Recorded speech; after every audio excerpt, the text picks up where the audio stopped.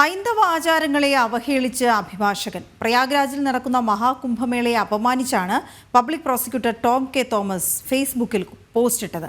കേന്ദ്ര ആഭ്യന്തരമന്ത്രി അമിത്ഷാ പങ്കെടുത്ത ചടങ്ങിനെയാണ് അപമാനിച്ചത്. കേന്ദ്രമന്ത്രിയോടൊപ്പം സ്വാമിമാർ സ്നാനം ചെയ്യുന്ന പടം പങ്കുവച്ച് ഇന്ത്യയുടെ ഔദ്യോഗിക വേഷം, ഔദ്യോഗിക ആചാരം എന്ന കുറിപ്പോടെയാണ് പോസ്റ്റ്. ശിവദാസ് കർമ്മനം ചേരുന്ന വിവരങ്ങളുമായി. ശിവദാസ്, എന്താണ് വിവരങ്ങൾ?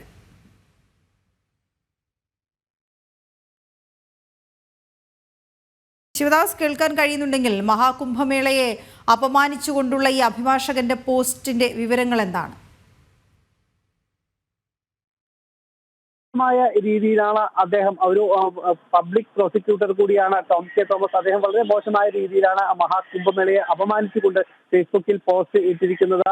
ഒരു രാജ്യത്തെ തന്നെ, ഒരു ഹിന്ദു വിശ്വാസത്തെ തന്നെ വളരെ മോശമായ രീതിയിൽ ചിത്രീകരിച്ചുകൊണ്ടുള്ള ഒരു പോസ്റ്റാണ് അദ്ദേഹം ഇട്ടിരിക്കുന്നത്. ഒരു CPM അനുഭാവി കൂടിയാണ് അദ്ദേഹം.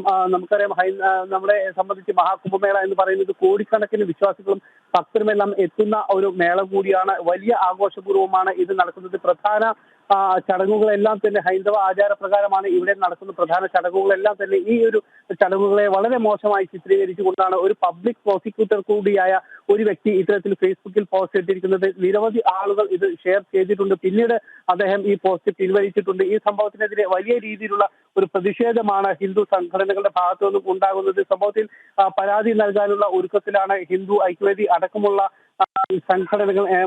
കേന്ദ്ര ആഭ്യന്തരമന്ത്രി അമിത്ഷാ പങ്കെടുത്ത ഒരു ചടങ്ങിന്റെ ദൃശ്യം പങ്കുവെച്ചുകൊണ്ടാണ് അദ്ദേഹം ഇത്തരത്തിൽ ഫേസ്ബുക്കിൽ ഒരു പോസ്റ്റ് ഇട്ടിരിക്കുന്നത്. സ്വാമിമാർ സ്നാനം ചെയ്യുന്ന ഈ ദൃശ്യം ഇതിന്റെ കൂടെ തന്നെ ഉണ്ട്. ഇത് ഒരു ഇന്ത്യയുടെ ഔദ്യോഗിക ആചാരമാണ്, ഔദ്യോഗിക വേഷമാണ് ഇത് എന്ന് പറഞ്ഞുകൊണ്ടാണ്, ഒരു കുറിപ്പോടെയാണ് ഇത്തരത്തിലുള്ള ഒരു പോസ്റ്റ് അദ്ദേഹം ഫേസ്ബുക്കിൽ ഇട്ടിരിക്കുന്നത്. എന്തായാലും വളരെ മോശമായ രീതിയിൽ തന്നെയാണ് ഒരു അഭിഭാഷകൻ കൂടിയായ ടോം കെ തോമസ് ഇത്തരത്തിൽ ഫേസ്ബുക്കിൽ പോസ്റ്റ് ഇട്ടിരിക്കുന്നത്.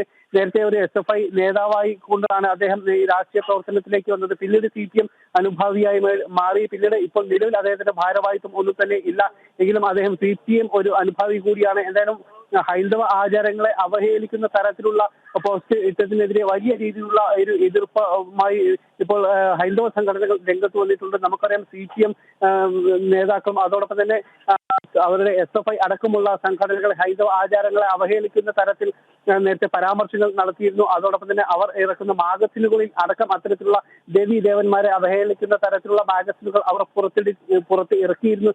ഇതിന്റെ ചുവട് പിടിച്ചുകൊണ്ടാണ് ഇപ്പോൾ ടോം കെ തോമസിന്റെ ഈ ഒരു തരത്തിലുള്ള ഫേസ്ബുക്ക് പോസ്റ്റ് ഉണ്ടായിരിക്കുന്നത്. മഹാകുംഭമേളയെ അവഹേളിച്ചുകൊണ്ടും അപമാനിച്ചുകൊണ്ടുമുള്ള ഒരു ഫേസ്ബുക്ക് പോസ്റ്റാണ് അദ്ദേഹം ഫേസ്ബുക്കിലൂടെ കുറിപ്പായി ഇട്ടിരിക്കുന്നത്.